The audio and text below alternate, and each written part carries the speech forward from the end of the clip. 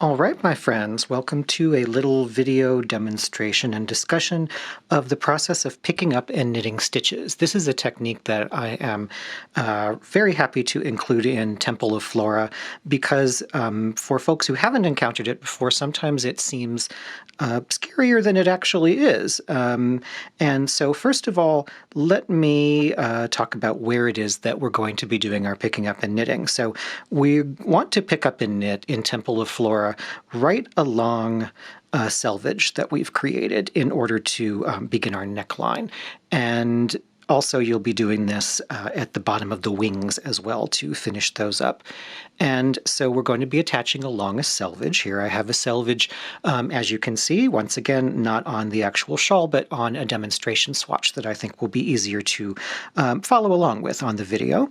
And when you go to pick up and knit, there are different situations in which it can be required, and when you go to pick up and knit, exactly where in a selvage you'll be asked to pick up and knit will differ from pattern to pattern. For Temple of Flora, what I preferred to do in the sample and what I think will look best for this piece is that I do my picking up and knitting under a single strand along the selvage, so just under a single strand and right at the selvage. And there is a clue as to what we do in the name. In fact, the name is really more of an instruction all by itself when I come to think of it, because it has two parts. First is the pick up. Now, if we are going to just pick up, not pick up and knit, but simply pick up, that means that we will take a needle and we will take a piece of fabric into which we need to pick up stitches, and we will go into that fabric and we will pull loops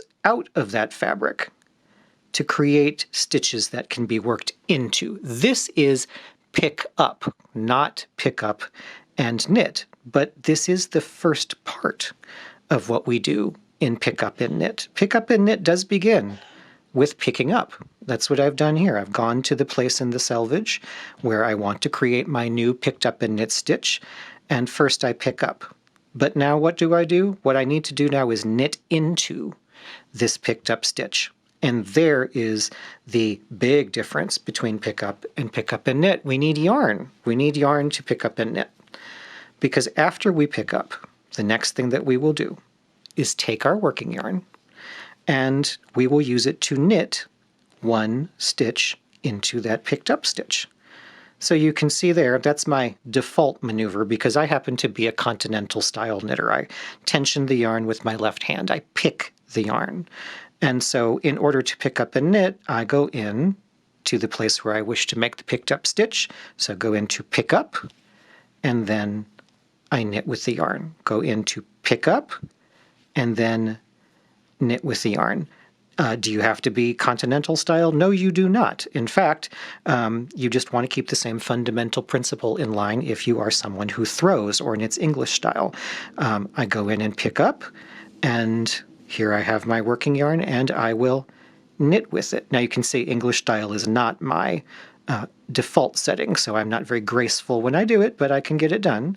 I go in there, and I knit. So pick up and knit, pick up and knit right along the selvages.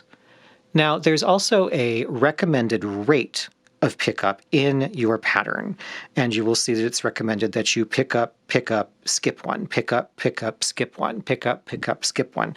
Let me show you what's meant by that. So I will remove these, and here we go. So we'll starting over again here, and I will pick up and knit.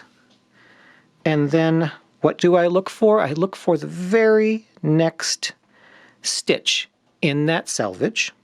So picked up and knit here. Now I look that there's the next stitch in the selvage. Pick up and knit. So that's pick up and knit, pick up and knit.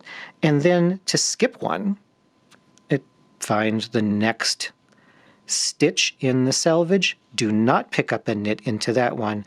I will skip that one. I will begin again with the one following. Pick up and knit, pick up and knit, skip one.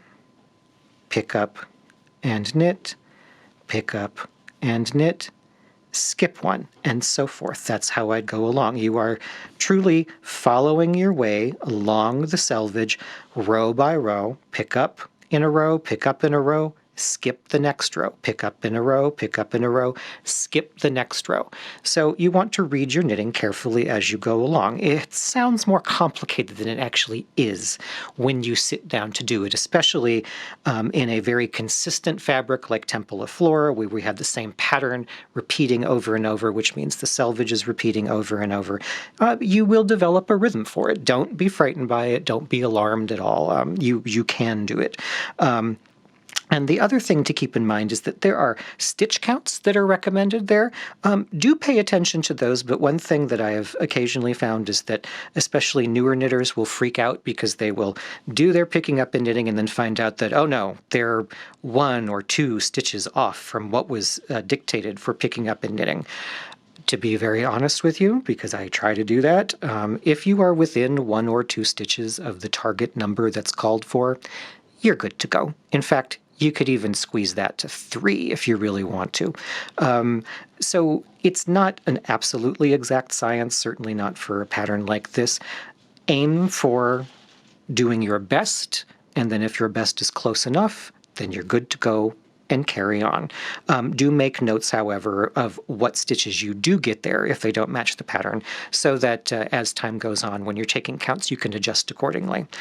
So I hope that makes sense. How to pick up and knit, and then how to pick up, skip one, pick up, skip one. That's all for this video. I will see you in the next one. Thanks for being part of Temple of Flora.